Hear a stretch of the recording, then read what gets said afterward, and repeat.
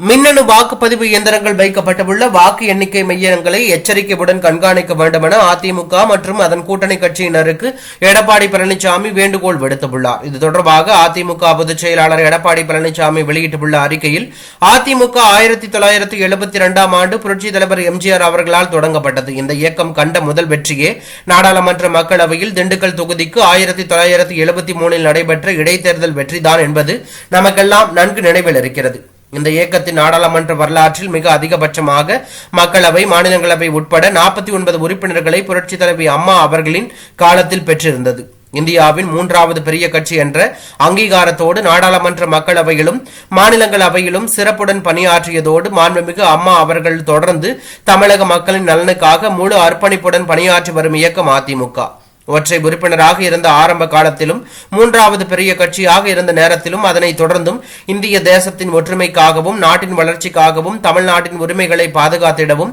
ஏழை எளிய உழைக்கும் மக்கள் மற்றும் நடுத்தர வருவாய் ஈட்டும் மக்களின் முன்னேற்றத்திற்காகவும் தொடர்ந்து நாடாளுமன்றத்தில் குரல் கொடுத்து வரும் அனைத்திந்திய அண்ணா திராவிட முன்னேற்ற கழகம் அந்த சிறப்பான பணிகளை தொடர்ந்து நிறைவேற்றிட வேண்டும் என்ற உன்னத குறிக்கோளோடும் அராஜகத்திலும் வன்முறையிலும் கைதேர்ந்த திமுக மற்றும் பாரதிய ஜனதா கட்சியின் பல்வேறு முறைகேடுகளையும் தில்லுமுள்ளுகளையும் தாண்டி 19/4/2024 அன்று தமிழகத்தில் சுமூகமான வாக்குப்பதிவு நடைபெறுவதற்கு முழு ஒத்துழைப்பு நல்கி தேர்தல் பணியாற்றிய தலைமை கழக செயலாளர்கள், மாவட்ட கழக செயலாளர்கள், கழக நாடாளுமன்ற சட்டமன்ற உறுப்பினர்கள், முன்னாள் அமைச்சர்கள், முன்னாள் நாடாளுமன்ற சட்டமன்ற உறுப்பினர்கள், கழக சார்பு அமைப்புகளின் துணை நிர்வாகிகள் மற்றும் கழகத்தின் பல்வேறு நிலைகளில் பணியாற்றி வரும் கழக நிர்வாகிகளுக்கும் கோடான கோடி கழக உடன்பிறப்புகளுக்கும் முகவர்களுக்கும் அதேபோல கூட்டணி மற்றும் தோழமை கட்சிகளின் தலைவர்களுக்கும் நிர்வாகிகளுக்கும் தொண்டர்களுக்கும் எனது நெஞ்சார்ந்த நன்றியை அன்போடு தெரிவித்துக் கொள்கிறேன்.